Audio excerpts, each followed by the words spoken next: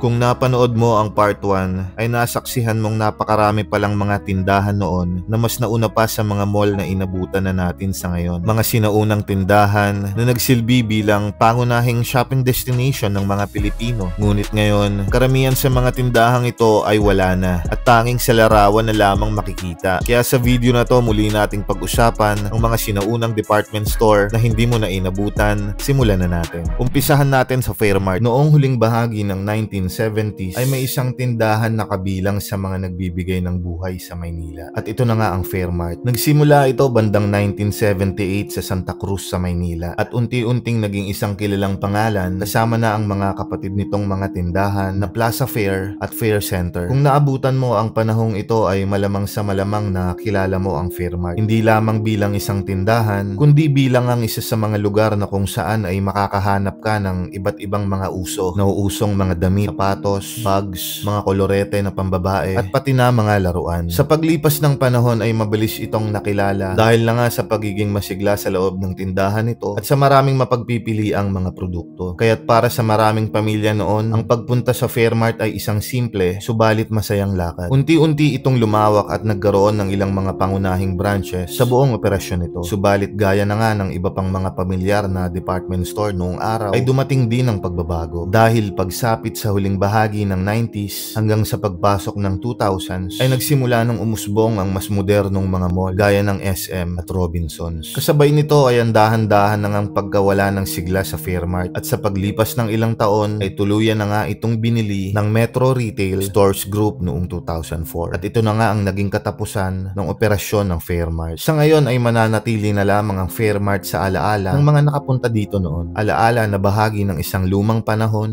na kung saan ay mas simple lamang ang pamamasyal. Pamamasyal kasama ang isang masaya at kumpletong pamilya. Sunod ay ang Good Earth Emporium. Kung ating babalikan ang lumang Santa Cruz sa Maynila, partikular sa Avenida Rizal, ay ang isa sa may pinakamatingkad na pangalan noong mga panahong iyon ay ang Good Earth Emporium. Itinatag ito ni Lim Kaping at ng kanyang mga kasosyo. Mga panahon na bago pa man umusbong ang modernong mga mall ay ang tindahang ito na ang isa sa mga pangunahing shopping destination noon sa Avenida. Dahil noon ang Avenida ay punong-puno ng mga tao. Isang masiglang komersyal na distrito na dinarayo ng mga pamilya, estudyante at ng mga naglalakad mula sa hindi kalayuan na simbahan ng Santa Cruz. Ang isa pa sa mga naging dahilan kung bakit ito nakilala ng husto ay ang pagpapakilala nito ng escalator sa loob ng tindahan. Isa ito sa mga kauna-unahan sa Pilipinas kaya para sa marami ay talaga nga namang kakaiba ang karanasang ito. 5 palapag ang tindahang ito na punong-puno ng iba't ibang uri ng mga bilihin gaya ng mga damit, accessories, mga laruan at pati na rin mga gamit na pang sports. Hindi lamang ito basta department store dahil meron din itong mga atraksyon. Ang isa pa nga sa pinakapaborito ng mga bata dito noon ay ang mini Ferris wheel na nasa rooftop at ang candy carousel. Sa pagdaan ng panahon ay patuloy pa rin itong naging isa sa mga simbolo ng shopping destination sa Maynila. Subalit pagpasok ng 1970s ay dito na nga dahan-dahang nagsimulang magbago ang takbo ng Maynila. Sa kadahilanan na lumalakas na ang iba pang mga negosyo na nasa ibang mga lugar gaya ng Makati. Dagdag pa rito ay sinimulan ng konstruksyon sa linya ng LRT na naging dahilan upang lumiit ang pwesto nito. Gayunpaman, nagawan man ng paraan ang pwesto ay hindi pa rin ito napigilan ng tuluyang paghina ng negosyo. Sa huli, ang kasaysayan ng Good Earth ay tuluyan na ngang nagtapos ng dahil sa isang trahedya. Dahil noong 2008 ay tinupok ng malaking apoy ang gusali. At ang nangyaring ito, ang tuluyan na ngang nagtapos ay isa sa pinakamalaki at pinakamasiglang department store sa Maynila. Ikatlo ay ang Manila COD. Kung ang pag-uusapan ay ang mga sinaunang department store sa Pilipinas, ay hindi pwedeng mawala sa listahan ng Manila COD. Dahil ito ang tindahan na may pinakamalaking ambag sa Pasko ng bawat Pilipino. Ang Manila COD ay nagsimula noong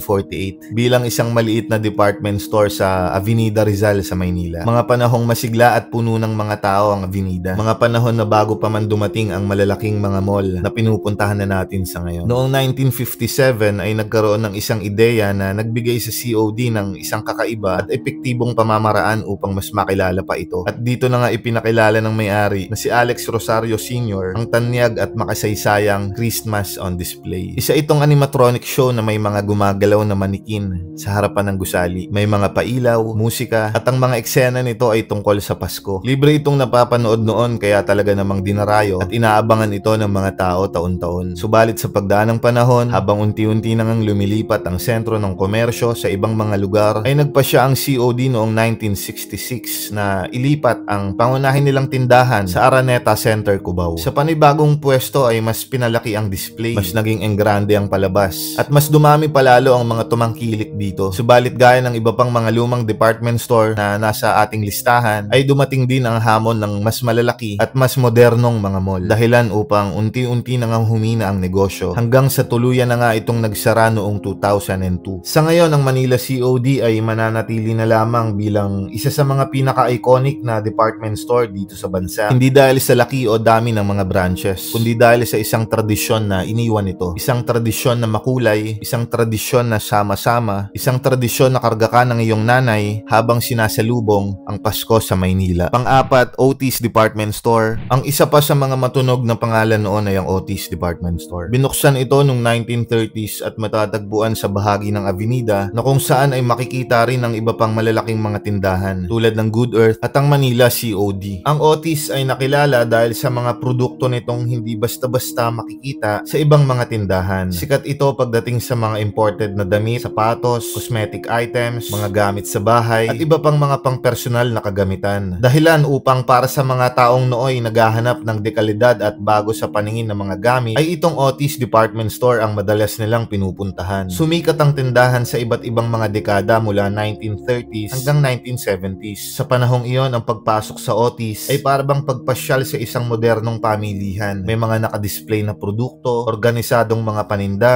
at iba't ibang klase ng mga bilihin na tumutugon sa iba't ibang uri ng pangangailangan. Subalit habang lumilipat na nga ang sentro ng negosyo patungo sa ibang lugar katulad ng Makati at Cubao at kalaunan nga ay sa iba pang modernong mga mall, ay unti-unti na ngang humina ang presensya ng Otis. Sa ngayon, ang Otis Department Store ay nananatili na lamang bilang isang alaala sa mga panahong puno pa ng sigla ang downtown ng Maynila. Ikalima ay ang Civils Department Store. Kung may isang lugar na ang isinisimbolo ay ang kagandahan at ang kabihasnan ng lumang Maynila, ito ay ang Escolta. Dahil sa panahong iyon, Escolta ang itinuturing na reyna ng mga kalye. Puno ito ng mga teatro, restaurant, opisina, at syempre ang mga tanyag na department store. At ang isa na nga sa mga ito ay ang Civils Department Store. Taong 1960s ay matatagpuan ito sa puso ng Escolta. Nakapwesto ito sa isang 5 palapag na gusali na kilala noon bilang Gonzalo Puyat Building. Ang gusaling ito ay may modernong disenyo na idinisenyo ni Leandro Locsin na isa sa mga pinakatanyag na arkitekto dito sa bansa. Isa ito sa mga paboritong pinupuntahan sa Escolta noon dahil dito ay makakakita ka rin ng mga damit, accessories, mga gamit sa bahay. Kasabay din nito ang iba pang mga sikat na pangalan noon tulad ng Hikax at Bergs, at lahat sila ay nag-aambag sa kasikatan ng distrito bilang sentro ng pamilihan noong mga panahong iyon. Subalit katulad ng marami sa Escolta ay nagdaan din ito sa mga pagsubok sapagkat nang lumipat na nga ang mga negosyo at sentro ng komersyo sa mga bagong sikat na lugar katulad ng Makati ay dahan-dahan na ngang humina ang Escolta dahilan upang unti-unting iwanan ng gusali. Walang masyadong artikulong makikita kung kailan ito tuluyang nagsara. Matapos nito ang dating masiglang shopping destination ay tuluyan na ngang nawala sa eksena. Sa ngayon ay nananatili pa rin naman ang gusaling pinagpwestuhan nito bilang isang paalala sa dating anyo ng Escolta. Hindi man naibalik ang dati nitong sigla, ang gusaling naiwan ay ang magiging tahimik na saksi sa yaman ng kasaysayan, kultura, at alaala ng sinaunang Maynila.